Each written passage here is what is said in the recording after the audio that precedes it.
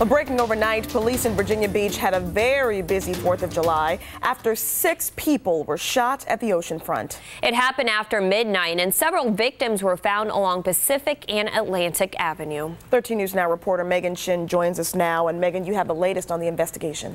Yeah, you guys. Well, Virginia Beach police officers say the 6 shooting victims will be okay. So far, they have about 4 people in custody in relation to this incident right now. And police say they got a call reporting the shooting around 12:30 this morning. Officers found shooting victims near 18th and Atlantic Avenue and more victims on a block over on Pacific Avenue. Now, this was a second shooting in the Oceanfront in just 24 hours. Yesterday, we covered a shooting in front of the Best Western Plus Hotel.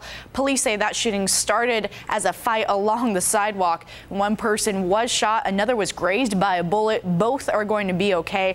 Officers say they took 3 people into custody for that shooting. And if you have any information regarding either of these shootings, call the crime line. That's 1-888-LOCK-YOU-UP. Your tips can be anonymous. In the studio, Megan Shin, 13 News Now.